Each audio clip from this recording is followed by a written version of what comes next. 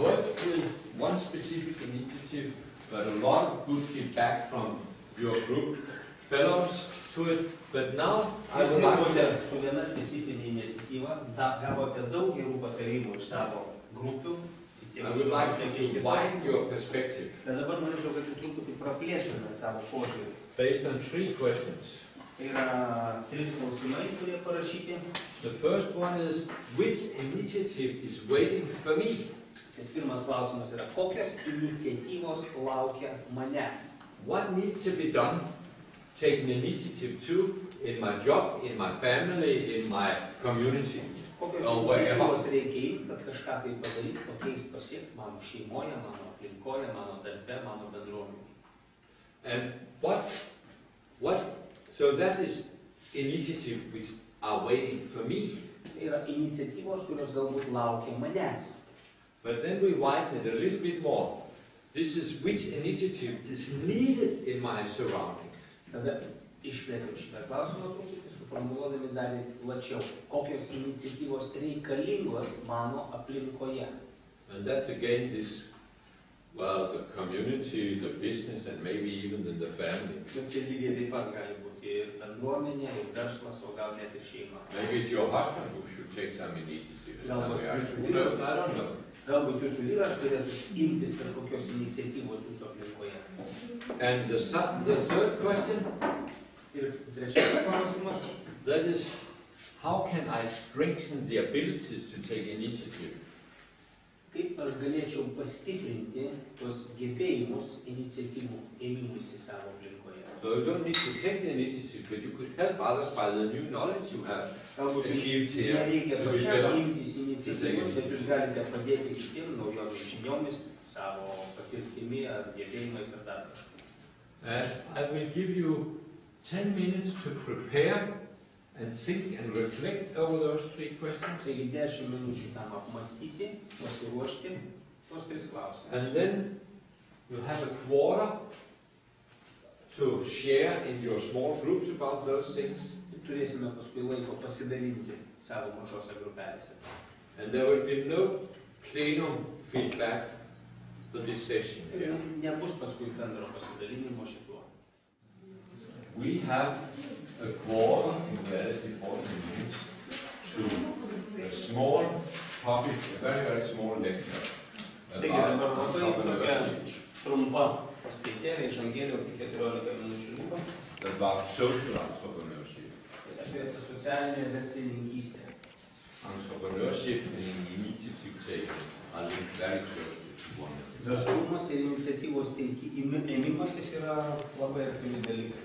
Mostly you're thinking about entrepreneurship in connection with starting businesses and earning money. Dažnai apie verslumą žmonės galvoja, kai reikia pradėti verslą ir uždirbti pinigus. In reality, entrepreneurship is not a very new concept.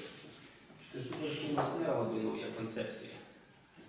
Seems to be, should we say, outspoken and in one way invented by a German called Schumpeter in 1780 or something like that. Tiesą sakant, verslumas buvo pirmą kartą galbūt garsiai įvardintas vokiečio Schumpeterio 1790. That is how to create businesses and earn money. Tai yra kaip sukurti verslą ir uždirbti pinigus. Social entrepreneurship as a concept is reasonably new.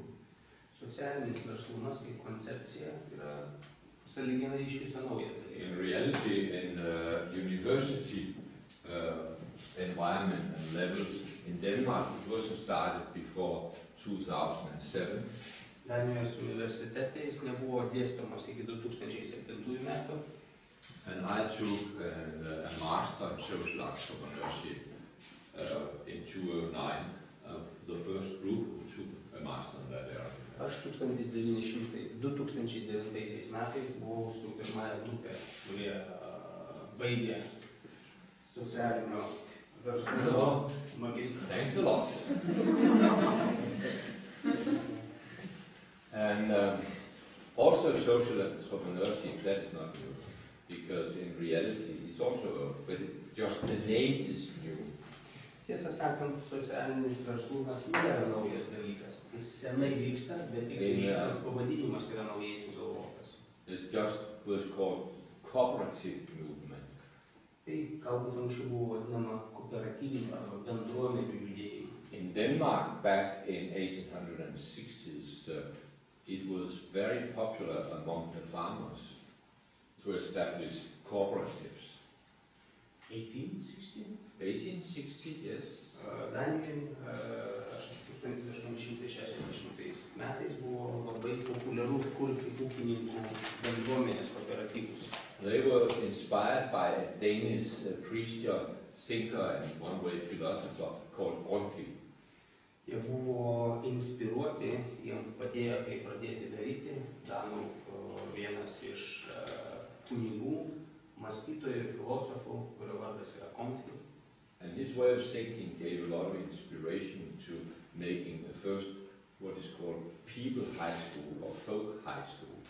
Ir jo inspiracijų dėka Danijoje atsirado pirmosios aukštosios mokyklos, kurios vadinasi žmonių folk high school. And the purpose of that was to help those stupid farmers or illiterate farmers to get some literal book knowledge and learn to farm in a better way. Ir tikslas buvo tų kuriamų aukštųjų mokyklų to laikų, kad tie neraščiai ūkininkai, kurie nemokėjo nei skaityti, nei rašyti, galėtų įgyti šitų gebėjimų ir galėtų geriau gilinti, skaityti, rašyti ir išmokti naujų įgūdžių ūkininkavimo. So those cooperatives focused on very many areas. A number of farmers went together and made a cooperative place to slaughter their animals. Cooperative slaughterers.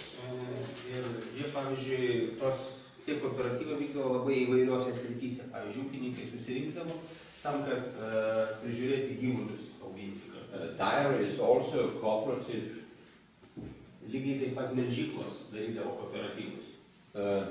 Buying things, buying cooperatives where they were getting good prices because they could buy things in bigger quantities. Lygiai taip pat užpirkimų kooperatyvai, kadangi jie galėdavo gauti geresnės kainas, nes pirkdavo didesnius kiekius. Sharing of machineries for harvesting.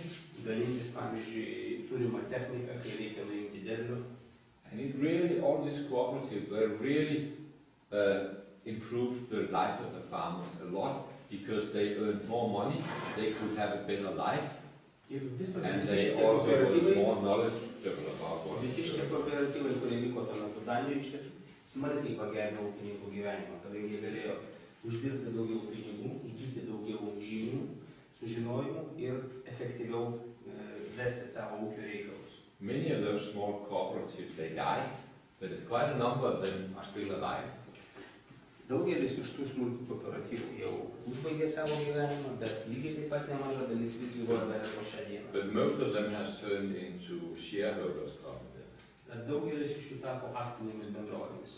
But now there have come a new interest for social cooperatives or social enterprises. Bet šiandien mes galime sakyti, kad atsirado naujas poreikis ir domėjimasis socialiniam kompanijom ar socialiniu verslumu.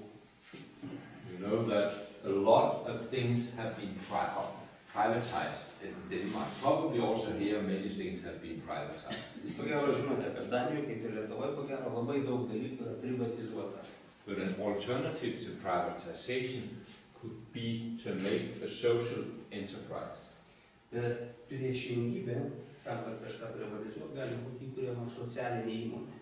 This is coming together with that we in Denmark. I had to talk out from Denmark. I don't know now enough how it is here in Litauen. Aš nežinau, kaip yra iš tiesų Lietuvoje, todėl aš nekėsiu taip, kaip yra Danijoje. But as the society, money-wise, has been more pressed, there is not the same social support anymore for the weakest groups as there has been in Denmark.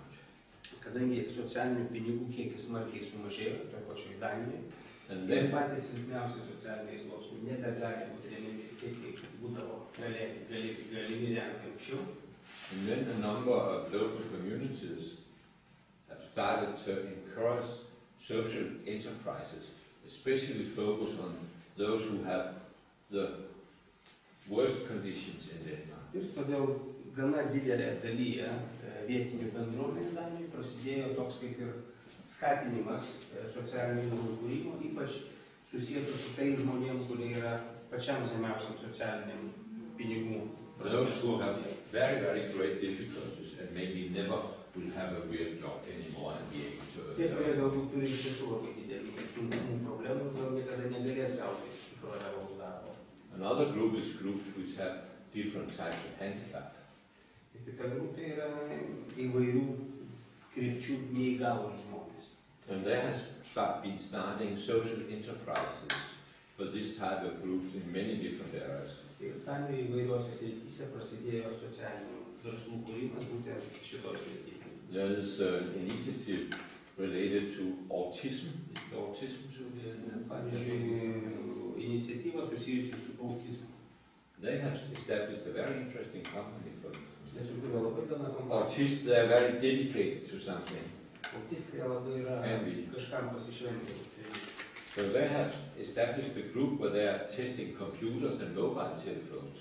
Ir jie, pavyzdžiui, sukūrė kompaniją, kurie tikrina kompiuterius arba mobilius telefonus. Because their mind are functioning in a very special way, and many of them can dig and remain to be focused on the same things. So Tai jie yra labai susikoncentravę vieną dalyką, daugelis tų žmonių gali tą pačią dalyką, tą pačią operaciją kartuoti daug kartų ir įsigilinti. Some are renovating bicycles, other are cafes in relation to social Kai kurie, issues. pavyzdžiui, remontuoja dviračius, kiti dirba statybų srityje, pavyzdžiui, kažkokias karinės kurdai ir dar kažką. In England, where they have worse social conditions than we do have in Denmark, this concept of social entrepreneurship is very well known. Anglijoje taip pat šitą socialinio verslumo idėją taip tik gerai žinoma, kai pasiekė tokias pat blogas socialinės sąlygas kaip ir mes Danijoje. They have established social enterprises. Jie pradėjo kurti socialinės bendrovės. And in a way, social enterprises in England have more legal forms. In Denmark, we have not really so new that we haven't established very good legal forms as we have for other types of companies. Ir Danijoje jie galbūt nėra taip gerai sureguliuoti įstatymų prasme, bet Anglijoje yra tos įmonės kuriamos kaip oficialios institucijos įstaigos. A social enterprise, what is characteristic in relation to the money, it can cover many different areas, but what is interesting in relation to financing and money, Taigi ta socialinė įmonė tai gali apimti bet kokią sritį, ar būti bet kokios sritį, bet jos specifinis apibūdinimas, kas liečia pinigus, opposite a business, another normal enterprise. yra visiškai priešinga negu pas mus įprasta normaliame versle arba biznyje. The surplus in an enterprise and a business go back to the owners. Taigi įprastoje verslo srityje nežinome, kad pelnas, kurį uždirba įmonė, nueina savininkam arba But in a akcininkam. social enterprise, you can still have salary if you are in a social enterprise. O socialiniai įmoniai jūs galite gauti atlyginimą dirbdami. But the surplus go back to being invested in the company or in other like-minded organizations. O pelnas yra grįžta atgal į kompaniją, įvystoma kompanija arba kažkokie tai kiti tikslai, kurie susijusi su tą bendrovę. So the purpose of a social enterprise is not to earn money for those who have started that enterprise. Taigi socialinės įmonės tikslas nėra uždirbti pelną tiem, kurie pradėjo tą įmonę. It's very often people who have an idea, who have a wish to do something good in the society for some special groups. Tai yra labai dažnai, kad žmonės, kurie turi kažkokią mintį, idėją, norą daryti kažką ir kurti kažkokio socialinėje ar visuomenės srityje. And very often they are also established based on, so it's not an NGO who only are living money from funds. Tai nėra nevyriausybinės organizacijos, kurios gyvena iš lėšų gaunamų iš įvairių fondų arba projektų. The social enterprise in England have to earn a certain amount, certain percentages of the money they need for existing. Pavyzdžiui, Anglijoje yra nustatyta, kiek procentų socialinė įmonė turi uždirbti, kad jinai galėtų egzistuoti. But they must be run as a business. They cannot only rely on funded money. Tai jos turi būti dirbti kaip verslo bendruomenės, jos negali gyventi tik tai iš dotacijų ar iš pašalpų. There's different perspective about how much money should be earned. Somebody says that a social enterprise in England should earn about 60% of the money needed for running that enterprise. Yra skirtingi požiūriai, kiek pinigų turėtų uždirbti pati įmonė. Pavyzdžiui, kai kurie sako, kad galbūt turėtų 60% užsidirbti pati įmonė. And in reality, I could see if we use our imagination much more, Tiesą sakant, aš galėčiau pasakyti, kad jeigu mes sugebėtume savo vaizduotę panaudoti daug plačiau, instead of privatizing, we could establish social enterprises in very many areas. vietoj privatizacijos mes galėtume sukurti socialinės įmonės labai daugelyje sričių. In Denmark, you have privatized kindergarten and other things. So instead of having it as a privatized company, you could make it as a social enterprise. Danijoje mes, pavyzdžiui, turime privatizuotų vaikų darželių ar kitų socialinių įstaigų. Ir vietoj to, kad jas privatizuotas, galbūt buvo pilnai galima įkurti. And also in relation to old age homes Lygiai taip pat, kas liečia senelių namus and the relation to selling local products, many of those things could be organized in social enterprises. ir parduotuvėlės, kurios parduoda, pavyzdžiui, vietos produktus, jos visos galėtų būti kaip socialinės verslo bendrovės. This is still very new in one way in Denmark, but it's also old because, for instance, most anthroposophical kindergarten, they are not totally connected with the local community, so they are independent. They are these independent things. Tai iš vienos pusės yra ir nauja sritis, nauja idėja, bet iš kitos pusės yra ir gana sena, nes gana daug anthroposofinių darželių Danijoje, jos nėra susiję vien tik su bendruomenė, bet jos yra daug platesnės. In Denmark, there has just been established an organization for persons or initiatives who are social enterprises. That's also very new. Taip pat Danijoje senesnai buvo sukurta organizacija, institucija, kuri yra skirta būtent socialinių bendrovė. If we have more time, we could have talked about the possibilities of the situation here in Litauen, but that must be another time. Jeigu mes būtume turėję daugiau laiko, mes galėtume galbūt daugiau pašnekėti apie tai, kokios būtų galimybės ir perspektyvos čia Lietuvoje. So I just wanted to give you this introduction to the area of social enterprises. Is that a concept which I know here in Litauen? Aš tiesiog norėjau duoti tokį trumpą apžvalgą įžangą apie tai, kas yra socialinė verslininkystė ir norėjau paklausti, ar kas nors žino, susidūrė su Lietuvoje. Just some short answer. Tiesiog. That was a very short answer, I can tell you that. Yes. Šiek tiek teko susidurti, bent jau manau, kad žinau vieną įmonę, kuri su Norvegais bendradarbiauja ir taip, kaip suprantu, jie turi dalį patys, jie turi parduotuvę, veža šipauzer iš Norvegijos ir yra dalį ir remia šeimą. Okay, thanks a lot. So probably will come the last comments, short comments. Paskutinis trumpas komentaras. Man ir įdomu, kad pas mus tam tikras analogas yra viešoji įstaiga.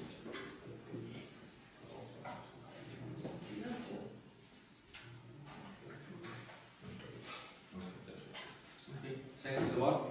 So it was just for telling you a little bit of what was going on in this area. It Tai is buvo trumpai, kas vyksta.